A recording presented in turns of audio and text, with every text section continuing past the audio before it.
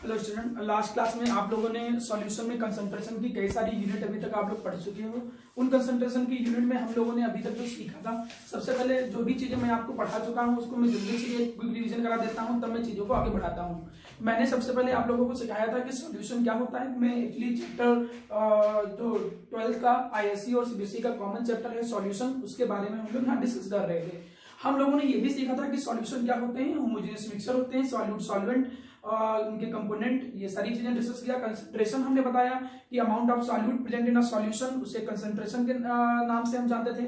Concentration को express करने की कई सारे मेथड होते थे, कई सारी यूनिट्स होती थी, जिनमें मास परसेंटेज, जिनको मैं डिस्कस कर चुका हूं, उनमें से मास परसेंटेज में आपके साथ डिस्कस कर चुका हूं, मोल फ्रैक्शन में डिस्कस कर चुका हूं, और मोलैरिटी मैंने लास्ट क्लास में आपको मोलैरिटी डिस्कस किया था। और मोलैरिटी के जो न्यूमेरिकल थे उनके कैसे कैसे किस किस तरीके से न्यूमेरिकल जनरली आते हैं, उन न्यूमेरिकल के बारे में मैंने आपको डिस्क्राइब और एक्सप्लेन किया था। आज की क्लास में हम कोशिश करते हैं कि कंसंट्रेशन से रिलेटेड जितनी भी अदर यूनिट है उनको कवर करने की कोशिश करेंगे, जिनमें से मोलैलिटी, पार्ट्स पर मिलियन, स्ट्रेंथ, फॉर्मेलिटी और नॉर्मेलिटी। वैसे मैं कोशिश करूंगा कि नॉर्मेलिटी अगर कवर नहीं होता है तो मैं नॉर्मेलिटी का एक अलग से सेपरेट वीडियो बना दूंगा, क्योंकि सीबीएसई के सिलेबस में नॉर्मेलिटी नहीं है और वो आईएससी के सिलेबस में है वैसे फॉर्मेलिटी भी नहीं, लेकिन चूंकि 5 मिनट का कंटेंट मैं आपको फॉर्मेलिटी के बारे में बताऊंगा, क्योंकि बच्चे जनरली इसको स्किप कर देते हैं। आपके मन में क्वेरी रहती है कि भाई ये फॉर्मेलिटी है क्या, तो इसलिए हम थोड़ा सा डिस्कस करेंगे। ओके, चीजों को शुरुआत करते हैं हम लोग। लास्ट क्लास में जब मैंने आप लोगों को मोलैरिटी बताया था तो आप लोगों को याद होगा कि मोलैरिटी होता क्या था। मोलैरिटी जो होता था वो number of mole of solute present in 1 litre of the solution, इसे हम मोलैरिटी के नाम से जानते थे। अभी हम लोग जो डिस्कस करने जा रहे हैं यहाँ पर मेरा बच्चा, दैट इज मोलैलिटी। चलिए देखिए, हम लोग यहाँ पर जो डिस्कस करने जा रहे हैं वो मोलैलिटी है। पहली बात कि जो मोलैलिटी होता है उसको स्मॉल एम से रिप्रेजेंट करते हैं, चीजें याद रखिएगा। मोलैरिटी को कैपिटल एम से और मोलैलिटी को स्मॉल एम से हम लोग रिप्रेजेंट करते हैं। पहली बात तो डिफिनेशन पे ही आएंगे। अगर मुझसे कोई पूछता है कि आप मोलैलिटी को डिफाइन करिए, तो क्या डिफिनेशन होती है मोलैलिटी की? मोलैलिटी की डिफिनेशन निकल के आती है number of moles of solute. कितने number of moles of solute है, ध्यान दीजिएगा, number of moles of solute present in, जो कि प्रेजेंट है और किसमें प्रेजेंट है, प्रेजेंट इन 1 kg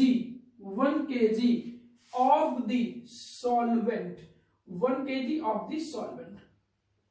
चीजों को थोड़ा सा ध्यान दीजिए, वहां पर पहले तो 1 लीटर होता था लेकिन सॉल्यूशन होता था, यहां पर सॉल्यूशन नहीं है, सॉल्वेंट है और वो भी केजी में। डिफिनेशन को ध्यान देंगे तो आपको मोलैलिटी की डिफिनेशन प्रॉपर तरीके से याद भी हो जाएगी।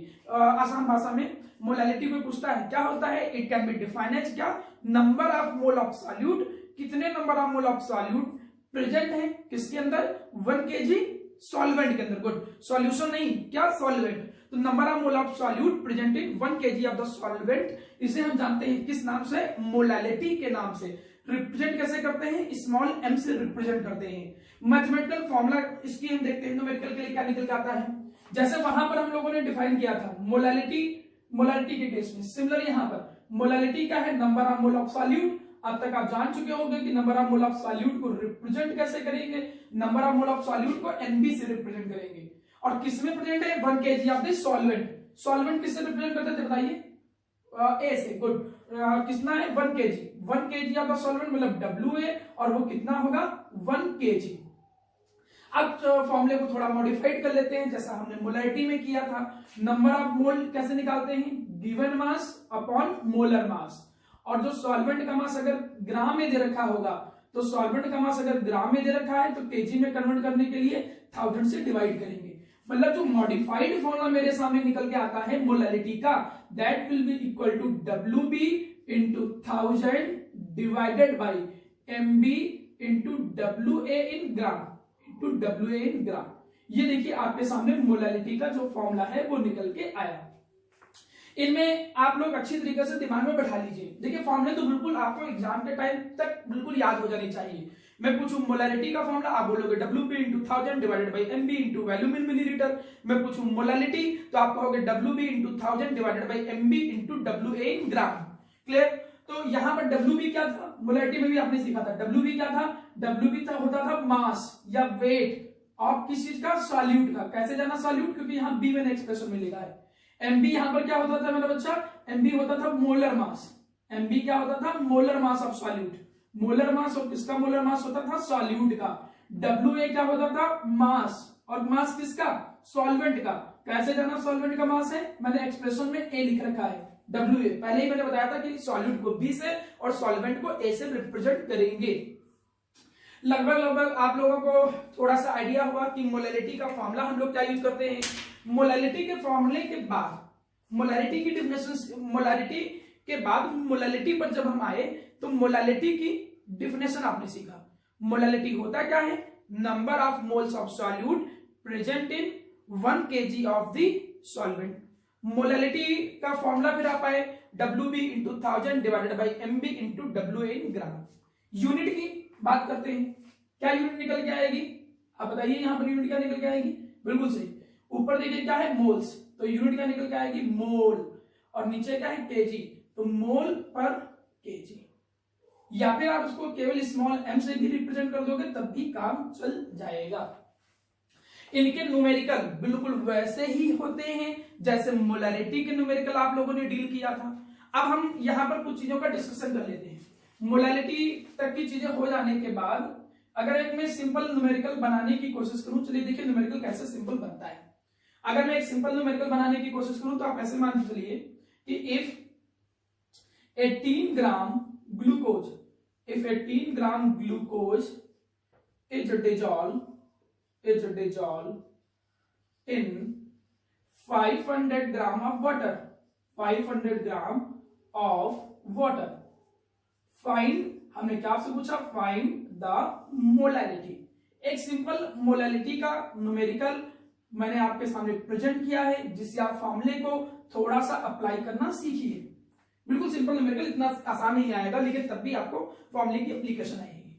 मोलैलिटी पूछा गया है, मैं मोलैलिटी का फॉर्मूला लगा दे रहा हूं। फॉर्मूला क्या होता है, WB इंटू क्या होता है 1000 divided by MB into WA ग्राम। मैंने पहले बोला था गिवन आप लिखोगे। अब क्या क्या गिवन देखे दे रखा है, WB क्या दे रखा है, हाँ दे रखा है। ये है क्या WB, mass of solute. Solute यहाँ पर कौन है, ग्लूकोज। कैसे जाना ये सॉल्यूट है, क्योंकि इसको डिजोल्व कर रहे हैं और इसका मास कितना है 18। गुड, इनटू क्या कर देंगे हम लोग 1000 डिवाइडेड बाय मोलर मास। आपको पहले ही मैंने मोलर मास के बारे में बताया था। ग्लूकोज का जो फॉर्मूला होता है दैट इज C6H12O6। आप जब टोटल मास ऐड करोगे कार्बन का 12 इंटू 6 ऐड करके तो आप यू विल गेट 180 ग्राम पर मोल। तो आपने क्या देखा कि मोलर मास भी हमको पता चल गया 180, और WA सॉल्वेंट का मास क्या दे रखा था, दे रखा था, कितना दे रखा था 500 ग्राम। अब आपने पूरी चीजों को सॉल्व किया, जैसे आप पूरी चीजों को सॉल्व करोगे then you will get the answer. आपके सामने सीधे सीधे आंसर आ जाएगा 0.2। यूनिट क्या हो जाएगी, फिर से वही मोल पर केजी, या तो आप लिखिए मोल पर केजी लिखिए, नहीं तो आप स्मॉल m लिख सकते हो। अब बाकी और न्यूमेरिकल कैसे आ सकते हैं मोलैलिटी के, तो एक सीधी सी बात है, मैं अभी लास्ट में जब कंटेंट मेरे सारे डिफिनेशन हो जाएंगे तो हम न्यूमेरिकल पर भी चलेंगे।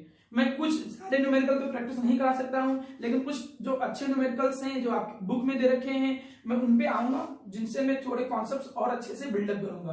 कुछ तो मैं प्रैक्टिस करा रहा हूं कॉन्सेप्ट को बनाते समय। चलिए, आपने सीखा क्या अभी तक, आपने सीखा कि मोलैलिटी होता क्या है। मोलैलिटी का formula WB into 1000 divided by MB into WA in ग्राम। फिर आपने क्या सीखा, इसका जो न्यूमेरिकल था वो न्यूमेरिकल आप लोगों ने प्रैक्टिस किया कि किस तरीके से न्यूमेरिकल आएगा। मैंने मोलैलिटी सीख लिया था और मैंने मोलैलिटी सीख लिया था। अब अगर मैं मोलैलिटी और मोलैलिटी, फिर सुनिएगा, अगर मैं मोलैलिटी और मोलैलिटी इन दोनों को कंपेयर करूं तो उन कंपैरिजन की बेसिस पे कभी कभी ज्यादातर रैंडमली पूछे जाने वाले या तो वाइवा के बेस पे या तो 1 मार्क्स में 2 क्वेश्चन जनरली बनते हैं। वैसे तो क्वेश्चन बहुत सारे बनेंगे लेकिन जनरली 2 क्वेश्चंस आप लोगों को पता होने चाहिए। जैसे एक तो बहुत ज्यादा पूछा जाने वाला क्वेश्चन वाइवा में कि बताइए which is the better unit, which is better unit, कौन सी बेटर यूनिट है, which is the better unit in between, distances के बीच में, in between molarity and molality. आप बताइए कि मोलैरिटी और मोलैलिटी जो है, मोलैरिटी और जो मोलैलिटी है इन दोनों में कौन ज्यादा बेटर यूनिट है।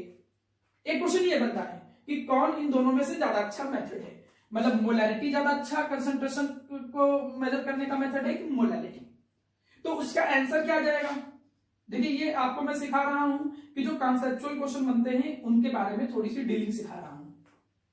ये आपको जो नए पैटर्न पे आने लगे हैं क्वेश्चन एसेसरेशन रीजन, उनमें भी हेल्प करेगा। तो कॉन्सेप्ट तो आपको क्लियरिफाई करना ही पड़ेगा। अब मोलैरिटी और मोलैलिटी में कौन ज्यादा अच्छी यूनिट होती है, तो आप लोगों को पता है कि जो मोलैलिटी होती है that is better unit in comparison to molarity. पहले तो हमने याद किया कि कौन ज्यादा अच्छी यूनिट है, कौन इन दोनों में से ज्यादा अच्छी यूनिट होगी, आप बोलोगे मोलैलिटी ज्यादा अच्छी। मोलैलिटी मैंने पहले ही बोला था, कैसे एक्सप्रेस करोगे, स्मॉल एम से। तो कौन ज्यादा अच्छी यूनिट निकल के आई, मोलैलिटी। किसके कंपैरिजन में, मोलैरिटी के कंपैरिजन में। अब हम यहां डिस्कस करेंगे कि भाई क्यों। तो इसका पहले तो आप शॉर्टकट में क्या लिखना है उस कीवर्ड्स को देख समझ लीजिए, जो कीवर्ड्स आप बोर्ड की कॉपी में लिखोगे। एक्सप्लेनेशन में समझा दूंगा, लेकिन आप उस पर्टिकुलर कीवर्ड को पकड़िए। और वो पर्टिकुलर कीवर्ड क्या होगा, ड्यू टू, क्यों। अब वो पर्टिकुलर कीवर्ड क्या निकलेगा, क्योंकि जो मोलैलिटी होता है, क्योंकि जो मोलैलिटी नहीं, अब मोलैलिटी से ही डिस्कस करता हूं, क्योंकि जो मोलैरिटी होता है, molarity is temperature dependent. Molarity जो होता है वो क्या होता है, टेम्परेचर पर डिपेंड करता है। और जबकि जो मोलैलिटी होता है, जो मोलैलिटी होता है वो क्या होता है, टेम्परेचर इंडिपेंडेंट। ये क्या होता है, टेम्परेचर इंडिपेंडेंट। अब ये देखिए, अच्छा मोलैलिटी टेम्परेचर पे डिपेंड नहीं करती है, मोलैलिटी टेम्परेचर पे डिपेंड नहीं करती, इंडिपेंडेंट होती है, इसलिए ये बेटर यूनिट है। अब मन में आएगा क्यों, क्योंकि एक देखिए बेसिक चीज है। अगर मैं फॉर्मूले की बात करूं तो मोलैलिटी का देखिए फॉर्मूला क्या निकल के आया था, मोलैलिटी का फॉर्मूला आया था WB into 1000 divided by MB into WA in gram. Clear. Molarity का क्या फॉर्मूला आया था मेरा बच्चा, इसका फॉर्मूला आया था WB into 1000 divided by MB into क्या निकल के आया था, volume of solution in litre, चूंकि 1000 है तो मिलीलीटर। क्लियर है।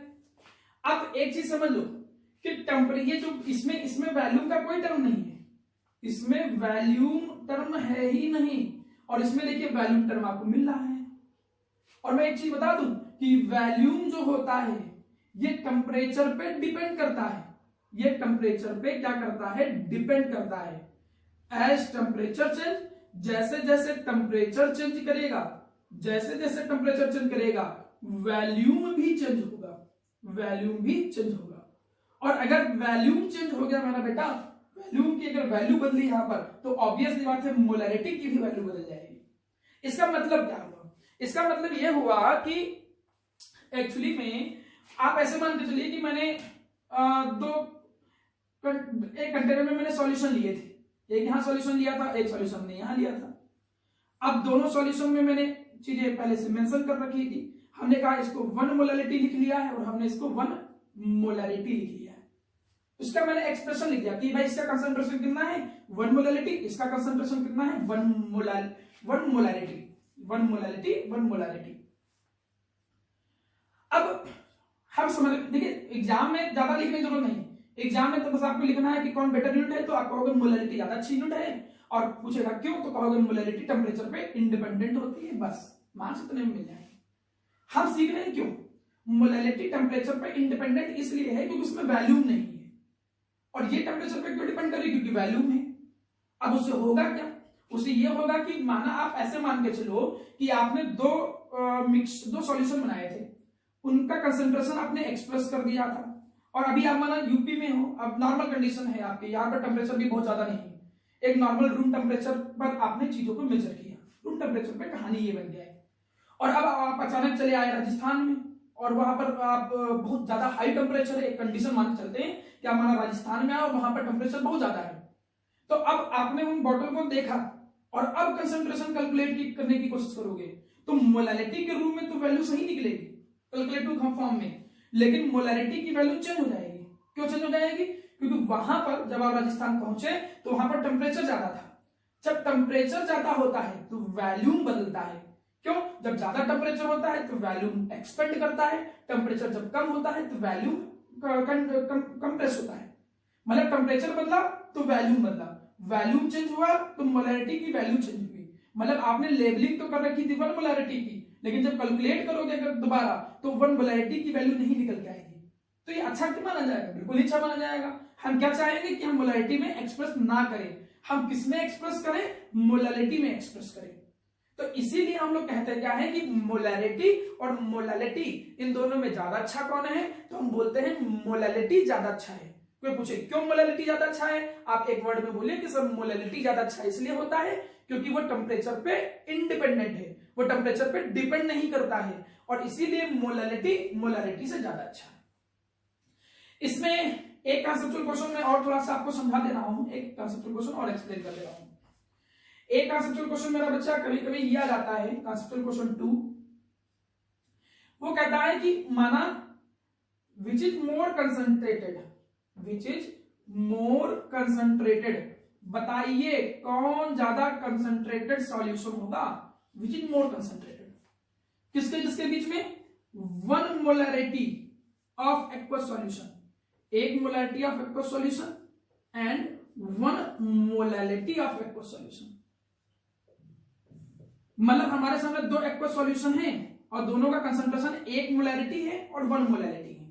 कह रहा है कि इन दोनों में भाई किसका कंसंट्रेशन ज्यादा होगा?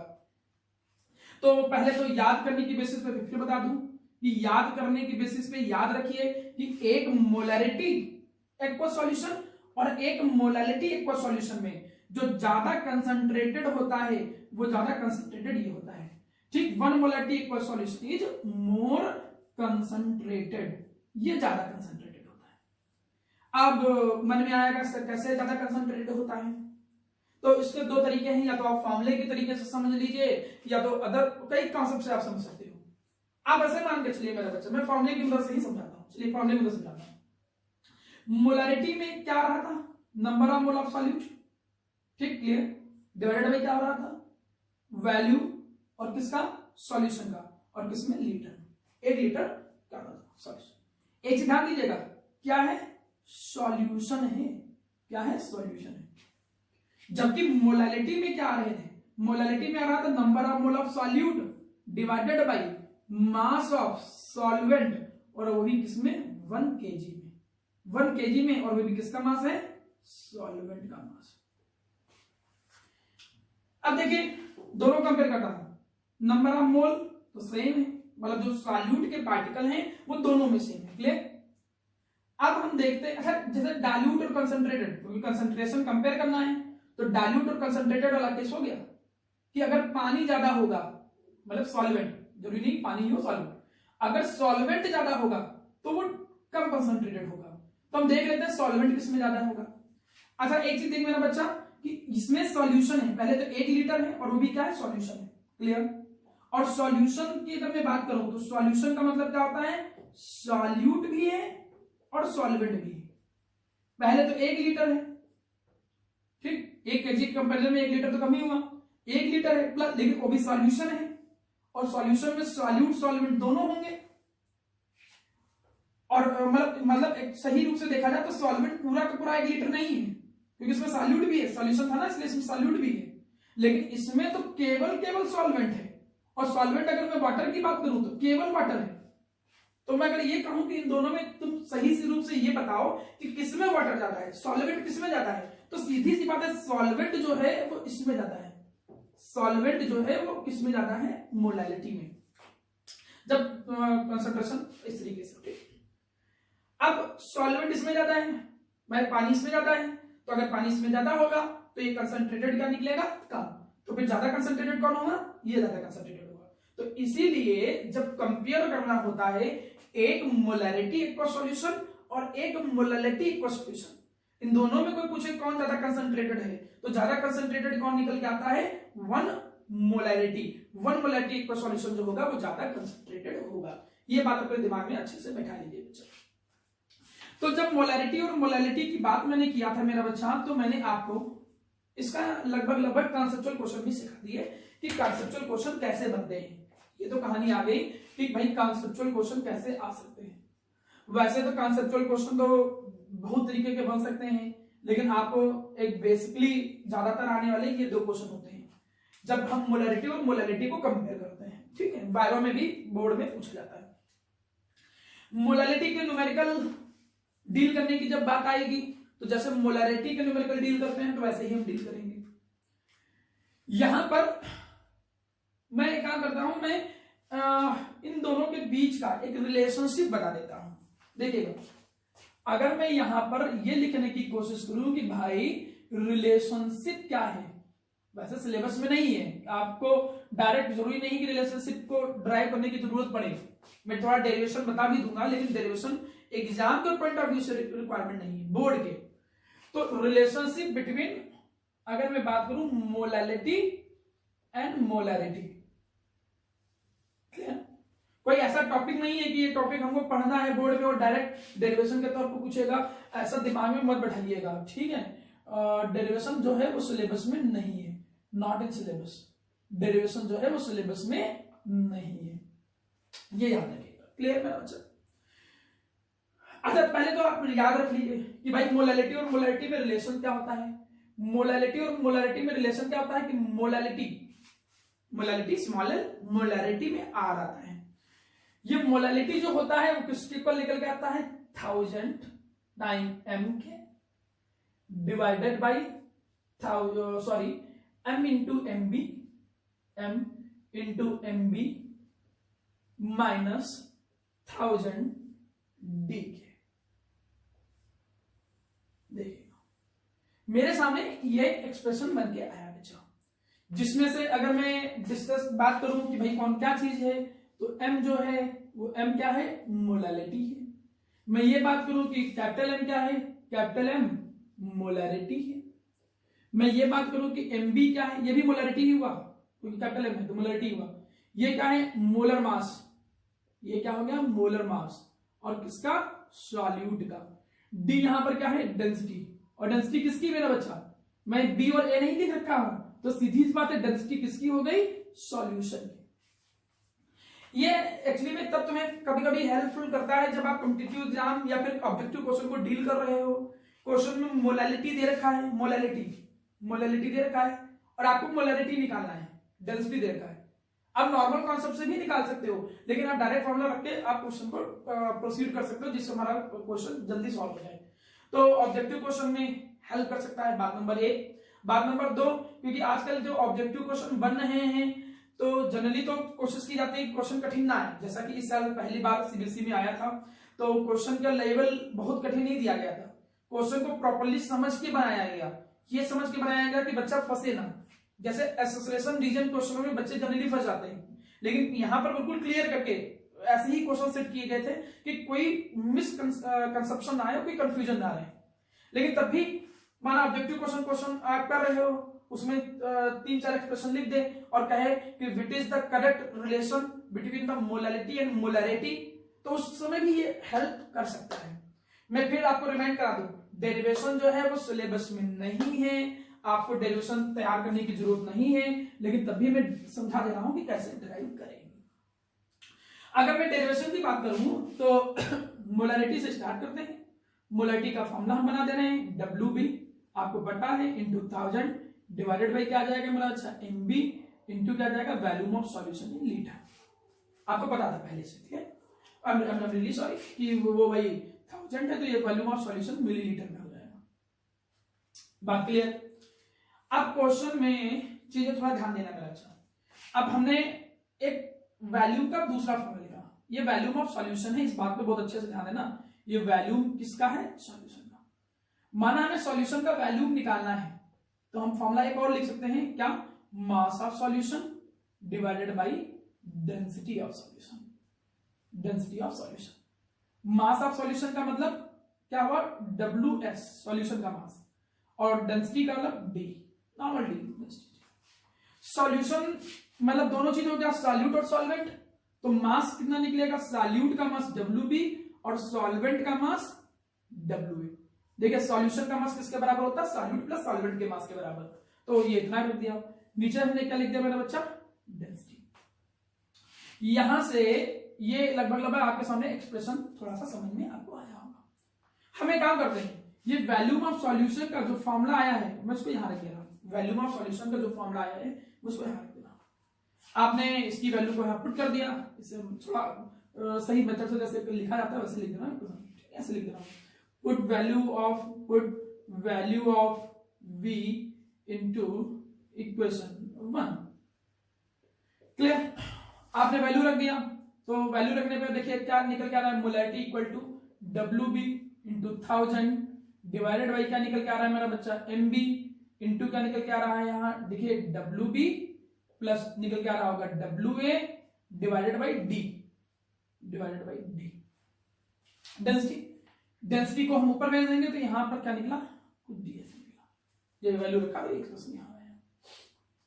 हम एक काम कर रहे हैं, हम इसको रीअरेंज कर दे रहे हैं। रीअरेंज करने पे हमने यहाँ निकाल के लिया D अपॉन कैपिटल M निकाल लिया, डेंसिटी अपॉन मोलर मास, मतलब इसको धर लिया है, बाकी चीजों को पलट दिया। ठीक है, वो अपनी रिक्वायरमेंट की बेसिस पे कर रहे हैं कि जिससे हम चीजें सही तरीके से ला पाए एक्सप्रेशन। अब D अपॉन M जब लाएंगे ये चीज ऊपर चली जाएगी, नीचे आ जाएगी, तो यहाँ आ क्या जाएगा, ये MB इंटू क्या निकल के जाएगा WB प्लस क्या निकल के जाएगा WA divided by WB into 1000। Clear? अब पूरा वैल्यू रखो, देखिए D upon M equal to कितना निकला, MB इंटू WB। क्लियर? आपने पोजिशन में लगाया तो फॉर्मूला मल्टीप्लाई हो गया अंदर, यहां पर फिर क्या जाएगा मेरा अच्छा, MB into WA divided by नीचे क्या आया WB इंटू 1000। ठीक, फॉर्मूला लगभग ऐसा आया। लेकिन अगर आप इक्वली डिवाइड करना हो मतलब तोड़ना हो तो आप ऐसे भी तोड़ सकते हो, WB into MB divided by WB into 1000। Clear? Plus क्या लिख सकते हो, MB into WA divided by क्या कर सकते हो, WB इंटू 1000। क्लियर? अब यहाँ WB कट गया, देखिए ठीक है ना। अच्छा, क्या निकल के आया, D upon M equal to क्या निकला, MB डिवाइडेड बाई 1000। ये चीज जो है ना, ये मोलैरिटी का उल्टा है। देखिए मोलैरिटी का formula WB into 1000 MB into WA, ये उल्टा है फॉर्मूला। मतलब नहीं समझ आ रहा है तो मैं फॉर्मूले को चाहे मैं लिख भी ऐसे दूं, अदरवाइज आप इनडायरेक्टली समझिए कि 1 अपॉन M ये किसके इक्वल हो जाएगा, 1 अपॉन M, मोलैरिटी का उल्टा। तो अब यहां पर फॉर्मूले में रख क्या दिए, स्मॉल m दिए। अब निकाल लीजिए मोलैरिटी, कैसे निकलेगा मोलैरिटी, 1 अपॉन M बराबर देखो कितना निकलेगा, पूरे को सॉल्व करोगे तो जब पूरे को सॉल्व करोगे कितना निकलेगा 1000D, जब उसको उधर माइनस में जाएगा। ठीक है, अब इतना कैलकुलेशन आप कर सकते हो, आप बैठ के इतना नॉर्मल कैलकुलेशन कर सकते हो। इसको उधर जाओगे तो ये माइनस हो जाएगा, तो कितना जाएगा, this minus this 1000D minus कितना जाएगा MB इंटू M। क्लियर मेरा बच्चा? यहां पे फिर ये क्या निकल के जाएगा, नीचे 1000 M निकलेगा। क्लियर? अब चीजों को थोड़ा रिवर्स कर दीजिए, जैसे आपने चीजों को रिवर्स किया तो 1 अपॉन M इक्वल टू कितना निकल के जाएगा 1000 M डिवाइडेड बाई नीचे कितना जाएगा 1000 M इंटू MB। एक बार दोबारा हम कैलकुलेट कर लेते हैं जिससे आपको आसानी रहे, जिससे आप कंफ्यूज ना रहो। तो यहाँ कितना निकलेगा D upon M equal to, यहाँ कितना निकलेगा, ये D upon M minus 1 upon MB into 1000 equal to कितना निकला 1 अपॉन M। क्लियर मेरा? अच्छा, पूरा सॉल्व कर ले रहा हूं, 1 अपॉन M इक्वल टू कितना निकला 1000D minus M into MB divided by कितना निकला 1000 M। चीजों को मॉडिफाइड कर लिया तो M इक्वल टू कितना निकला 1000 M डिवाइडेड बाई कितना निकला 1000D minus M into MB। Actually फॉर्मूले में थोड़ा सा मिसमैच हो गया था, मिसमैच इन सेंस का मतलब हमने चीजों को थोड़ा सा रीअरेंज करना रह गया था। आप चीजों को रीअरेंज कर लीजिएगा, चीजों वहां से आ जाएंगी। क्लियर है? आप फॉर्मूले को थोड़ा सा सुधार लीजिए, फॉर्मूले को थोड़ा सा सुधारेंगे तो यहां पर आ जाएगा 1000D minus M into MB। Question फॉर्मूले में थोड़ा सा ये चीज क्लियर है? अब उससे देखिए यहाँ पर जब हमने मोलैरिटी का फॉर्मूला एक्सप्रेस किया तो मोलैरिटी के फॉर्मूले में कितना निकला 1000 M divided by 1000D minus M into. Clear? चलिए आप लोग एक बार जल्दी से इसको समझिए, हर स्टेप को समझिए, कौन स्टेप कहां से आया है, इसका फिर आगे इसको प्रोसीड करते हैं। ठीक है, जल्दी समझिए।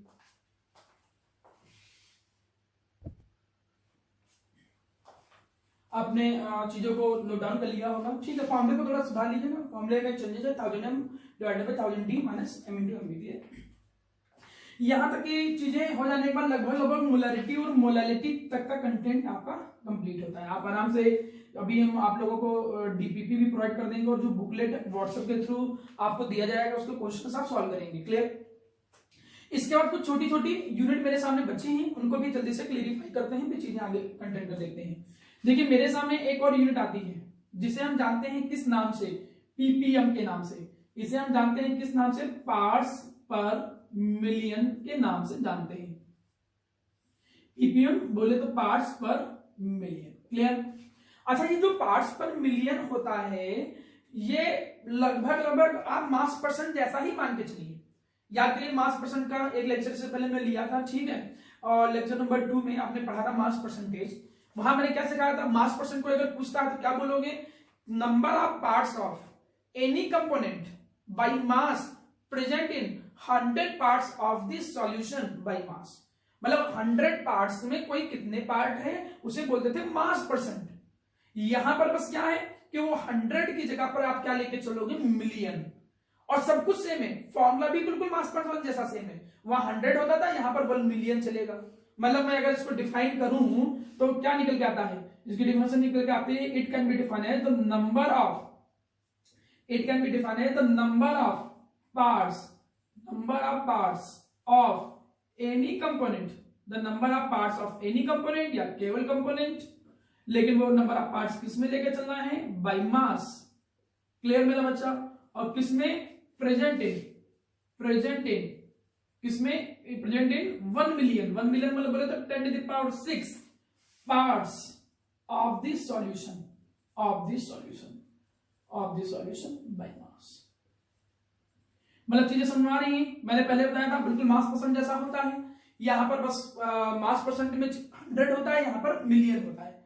अब 10⁶ मतलब 1 मिलियन में कोई कितने पार्ट है, that is known as PPM. Formula भी बिल्कुल मास परसेंट जैसा। मतलब अगर तुम्हें पार्ट्स पर मिलियन निकालना है ए का, पीपीएम ऑफ ए निकालना है, तो कैसे निकालोगे, उसका जो मास है, mass of A in the solution divided by क्या जाएगा मेरा बच्चा, वहां क्या होता था मास परसेंट में, नीचे क्या होता था, टोटल मास ऑफ सॉल्यूशन। वहां 100 होता था, यहां पर 1 मिलियन मतलब बोले 10⁶। बिल्कुल सिमिलरली अगर पार्ट्स पर मिलियन कोई बी को निकालने कह रहा है तो वहां पर क्या जाएगा formula, mass of B divided by total mass of the solution, total mass of the solution into 10⁶। Clear है मेरा बच्चा? तो पीपीएम में भी कोई खास परेशानी नहीं। पार्ट्स पर मिलियन का न्यूमेरिकल तो नहीं आता है जनरली, ज्यादातर बोर्ड के 10 सालों के क्वेश्चन में तो बहुत कम आया ही नहीं लगभग।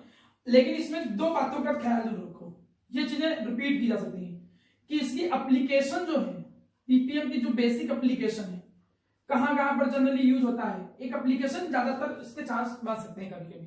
तो अगर मैं पार्ट्स पर मिलियन को देखूं कहां कहां जनरली यूज होता है, तो एक तो बात ये hardness of water to measure, एक कहां पर यूज होता है, टू मेजर, क्या मेजर करने में यूज होता है, to measure the hardness of the water. एक कहां पर यूज होता है मेरा बच्चा, हार्डनेस ऑफ वाटर, जो वाटर की हार्डनेस होती है उसको मेजर करने में एक तो यूज होता है। वाटर की हार्डनेस मेजर करने का मतलब, जैसे मैं ये कहूं कि 11.7 ग्राम कैल्शियम बाइकार्बोनेट है। अब ये वाटर के कारण, इन वाटर था, ये वाटर के कारण उसके अंदर हार्डनेस आई थी। हार्डनेस हमने कहा 11.7 I am really sorry ppm. मैंने कहा कि 11.7 पीपीएम हार्डनेस है कैल्शियम बाइकार्बोनेट के कारण। इसका मतलब समझ में आ रहा है? इसका मतलब ये है कि 11.7 पार्ट कैल्शियम कार्बोनेट प्रेजेंट है, और किसके अंदर, 10⁶ पार्ट्स जब तुम सॉल्यूशन का लेके चलते हो। तो हम हार्डनेस ऑफ वाटर को भी कभी कभी पीपीएम के तौर पे ही रिप्रेजेंट करते हैं। तो एक तो ये एप्लीकेशन याद रखो कि ये हार्डनेस ऑफ वाटर को मेजर करने में यूज होता है। दूसरा, इसको हम कहां पर यूज करते हैं पीपीएम को, टू मेजर, इसको हम यूज और भी जगह करते हैं, टू मेजर क्या, the concentration of poisonous gas. जो पॉइजनस गैस होती है, माना मेरे सामने जो पॉइजनस गैस होती है, तो उन पॉइजनस गैसेस का पॉइजनस जो गैस होती हैं एयर के अंदर, उनका कंसंट्रेशन मेजर करने में भी पार्ट्स पर मिलियन का यूज होता है। तो ये दो जानकारी जो है ये थोड़ी सी इंपॉर्टेंट है, इनको आप याद रखिए पीपीएम में, ये आपके काम आ सकती हैं। क्लियर मेरा बच्चा? तो ये पार्ट्स पर मिलियन तक की चीजें लगभग आपको समझ में आ गई। अब आपने मोलैलिटी समझ लिया पूरा। देखिए आपका ये मोलैलिटी का कंटेंट जो था वो कंप्लीट हो गया, पार्ट्स पर मिलियन भी कंप्लीट हो गया। क्लियर? अब हम आगे की एक यूनिट में आते हैं जिसको हम जानते हैं किस नाम से, स्ट्रेंथ के नाम से जानते हैं। चलिए अगली यूनिट एक कवर करते हैं, दैट इज स्ट्रेंथ। क्लियर? अब जब मैं स्ट्रेंथ की बात करूंगा, अच्छा इसको थोड़ा सा मेरा बच्चा डायरेक्ट तो क्वेश्चन नहीं आता है सीबीएसई में, लेकिन इसको थोड़ा सा ध्यान रखना। क्यों ध्यान रखना है? वाइवा में जब आप चाहे सीबीएसई बोर्ड हो चाहे आईएससी बोर्ड हो, दोनों में वॉल्यूमेट्रिक एनालिसिस प्रैक्टिकल में है, और वॉल्यूमेट्रिक एनालिसिस में आप लोगों को स्ट्रेंथ निकालनी होती है। तो जनरली वहां पूछ लिया जाता है बताइए क्या होती है स्ट्रेंथ। तो अगर स्ट्रेंथ की डिफिनेशन तो हम सीखेंगे ही सीखेंगे, लेकिन वैसे तो हम लोगों ने पहले ही डिस्कस कर लिया था कि अगर कुछ भी पूछेगा तो ये सब की सब क्या चीजें हैं, ये सबके सब वे हैं या मेथड हैं या यूनिट्स हैं किस चीज को एक्सप्रेस करने के लिए, कंसंट्रेशन को, सॉल्यूशन के कंसंट्रेशन को एक्सप्रेस करने के तरीके हैं। ये हम लोगों ने पहले ही पढ़ लिया था, लेकिन तब भी इसकी डेफिनेशन हम प्रॉपर्ली समझते हैं कि क्या होती है। अगर तुमसे कोई स्ट्रेंथ कहता है बताइए क्या होता है, तो स्ट्रेंथ का मतलब होता है amount of solute. Amount of solute, solute कितना है और किसमें, इन ग्राम में। अमाउंट ऑफ सॉल्यूट, सॉल्यूट किसमें होना चाहिए, ग्राम में। Amount of solute in gram present in कितना, 1 litre of this solution. 1 litre solution के अंदर कितने ग्राम सॉल्यूट के प्रेजेंट हैं, उसी को हम जानते हैं किस नाम से, स्ट्रेंथ के नाम से जानते हैं। अब यूनिट की बात कर लें अगर हम, तो आपने देखा कि सॉल्यूट का मास नीचे ग्राम आ गया, और कितना 1 लीटर सॉल्यूशन में, तो ग्राम पर लीटर। तो इसकी यूनिट क्या निकल के आ गई, ग्राम पर लीटर। ये याद रखिएगा, स्ट्रेंथ आपसे पूछा जाएगा कि क्या होता है, तो आप यही सीधे भाषा में बोलोगे कितना अमाउंट ऑफ सॉल्यूट ग्राम में, ग्राम में सॉल्यूट कितना प्रेजेंट होता है 1 लीटर सॉल्यूशन के अंदर, उसी को बोलते हैं स्ट्रेंथ। यूनिट क्या होती है, ग्राम पर लीटर। इतने चीजों को पढ़ लेने के बाद मेरा बेटा हम लोग आते हैं कहां पर, हम लोग अगले कंटेंट पे आते हैं जिसे हम जानते हैं किस नाम से, फॉर्मेलिटी को थोड़ा सा सीख लेता हूं। अब फॉर्मेलिटी कई जगह पर पढ़ाई जाती है, कई जगह पर नहीं पढ़ाई जाती है, सिलेबस में नहीं है, आपको पता होना चाहिए, लेकिन तब भी आप लोग को हल्का सा मैं आइडिया दे देता हूं। एक्चुअली फॉर्मेलिटी मोलैरिटी एक जैसा ही है, फॉर्मेलिटी और मोलैरिटी एक जैसा ही है, लेकिन तब भी चीजें हम मोलैरिटी की जगह फॉर्मेलिटी ही यूज करते हैं। तो कैसे ये चीजें आई, नाम क्या क्यों पड़ा फॉर्मेलिटी, इस चीज को भी बात करते हैं। फॉर्मेलिटी का मतलब बस फॉर्मल तरीके से ही है। तो फॉर्मेलिटी को ऐसे समझाया गया कि एक्चुअली में जब हम आयनिक सॉलिड की बात करते हैं, जब तुम आयनिक सॉलिड की बात करते हो या आयनिक कंपाउंड की बात करते हो, चाहे आप NaCl ले लीजिए, आप KBr ले लीजिए, आप KNO3 ले लीजिए, क्लियर है, ETC कॉपर सल्फेट थे, ये जितने भी आयनिक कंपाउंड होते हैं ये एक्चुअली में इंडिविजुअल मॉलिक्यूल की फॉर्म में, इंडिविजुअल मॉलिक्यूल की फॉर्म में डू नॉट एग्जिस्ट। ये इंडिविजुअल मॉलिक्यूल की फॉर्म में एग्जिस्ट ही नहीं करते हैं मेरा बच्चा।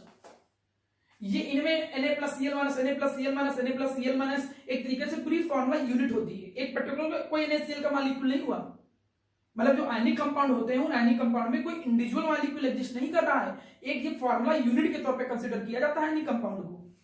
और शायद चूंकि ये मॉलिक्यूल के तौर पे एग्जिस्ट नहीं करते हैं, फॉर्मूला यूनिट के तौर पे इनको कंसीडर किया जाता है। इसीलिए मोलैरिटी में हम ऊपर क्या रख रहे थे, ऊपर हम number of mole of solute रखते थे ना, ग्राम मोल्स, ऊपर हम क्या रख रहे थे, ग्राम मोल्स। तो हम ग्राम मोल्स नहीं रखेंगे, हम ग्राम मोल्स नहीं यूज कर सकते हैं क्योंकि वो मॉलिक्यूल है ही नहीं।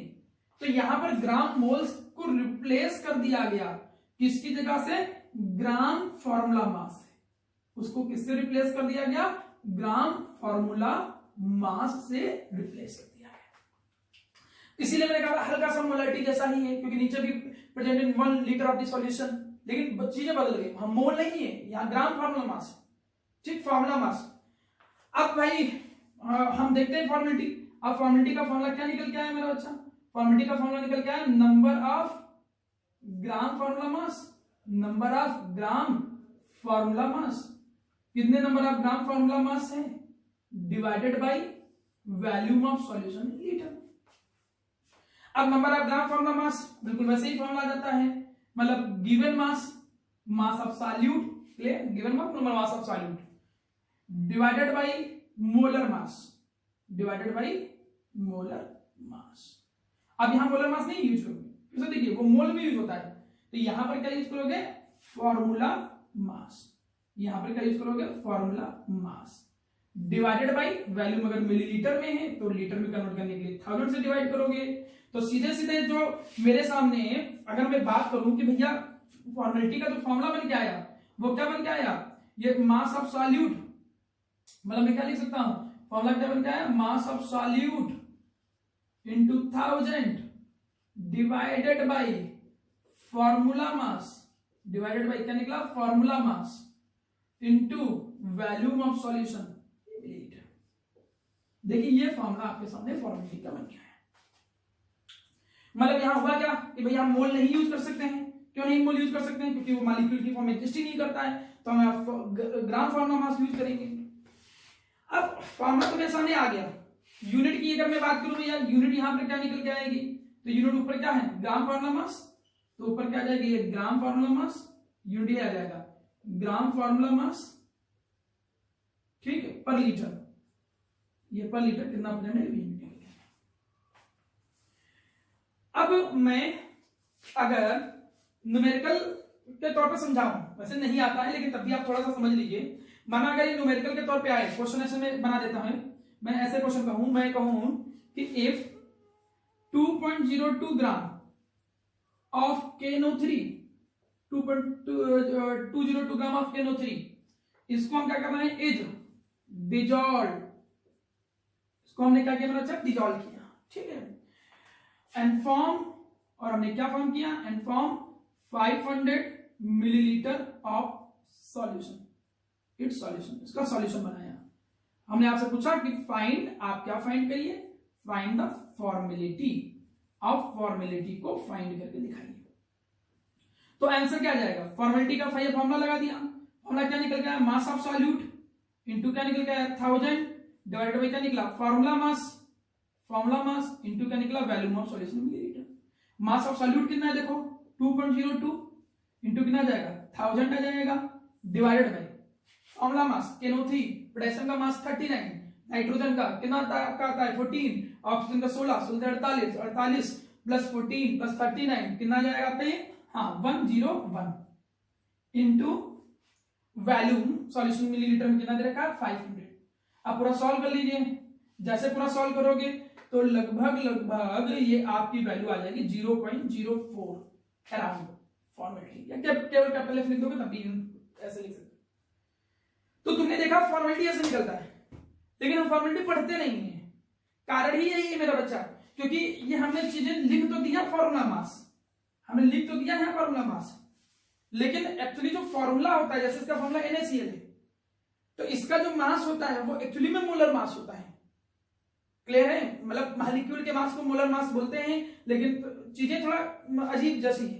तो हो क्या रहा है कि आज के टाइम में हम चीजों को मोलरिटी के तौर पे ही एक्सप्रेस कर ले रहे हैं, वो भले आयनिक सॉलिड हो, अगर आयनिक सॉलिड को पानी में डिजॉल्व करेंगे, आप देखोगे आने वाले टाइम पे मोलरिटी आयनिक सॉलिड को भी डिजॉल्व करेंगे, आयनिक सॉलिड को भी अगर तुम पानी में डिजॉल्व कर रहे हो तब भी उसकी जगह पर नॉर्मेलिटी ही यूज की जा रही है, सॉरी मतलब मोलरिटी या नॉर्मेलिटी, मोलरिटी या नॉर्मेलिटी ही यूज की जा रही है, फॉर्मेलिटी यूज नहीं किया जा रहा है। क्योंकि ये यूज नहीं किया जा रहा है इसलिए बस इसको फॉर्मल तरीके से लिया गया, और शायद इसका नाम भी इसी तौर पे फॉर्मेलिटी के तौर पे इसको कंसीडर किया गया। अदरवाइज मैंने आपको एक्सप्लेन किया है भाई कि फॉर्मेलिटी होता क्या है, आप चीजों को प्रॉपर तरीके से समझ सकते हो। ये पूरी थ्योरेटिकल क्लास थी, इस थ्योरेटिकल क्लास में जो भी चीजें मैंने आपको एक्सप्लेन की उनको मैं थोड़ा सा समझा देता हूं। मैंने सबसे पहले आपको बताया कि मोलरिटी होता क्या है, मोलरिटी नंबर ऑफ क्या, हाँ moles of solute, number of mole of solute present in 1 litre of the solution. Formula क्या मोलरिटी का क्या आया था, WB into 1000 divided by MB into WA in ग्राम। एक क्वेश्चन भी मैंने प्रैक्टिस कराया, इसके बाद मैंने 2 कॉन्सेप्चुअल क्वेश्चन आपको सिखाए। पहला कॉन्सेप्चुअल क्वेश्चन कि मोलरिटी और मोलैलिटी में कौन ज्यादा अच्छा है, अब मोलारिटी और मोलालिटी में कौन अच्छा है? मोलालिटी। क्यों मोलालिटी ज्यादा अच्छा है? टेम्परेचर इंडिपेंडेंट है। क्यों टेम्परेचर इंडिपेंडेंट है? क्योंकि उसमें वैल्यूम टर्म नहीं है। एक दूसरा कंसेप्चुअल क्वेश्चन पढ़ाया था, क्या कि एक मोलारिटी इक्वल सॉल्यूशन और एक मोलालिटी इक्वल सॉल्यूशन, उन दोनों में कौन ज्यादा कंसंट्रेटेड होता है? तो आपने सीखा कि उन दोनों में 1 मोलारिटी वाला जो होता था वो ज्यादा कंसंट्रेटेड होता था। इन कंसेप्चुअल क्वेश्चन को पढ़ने के बाद आपने एक रिलेशनशिप सीखा कि मोलालिटी और मोलारिटी के बीच में रिलेशन क्या होता है। आपने सीखा कि small m equal to 1000 m divided by m into 1000 d minus m into mb होता है।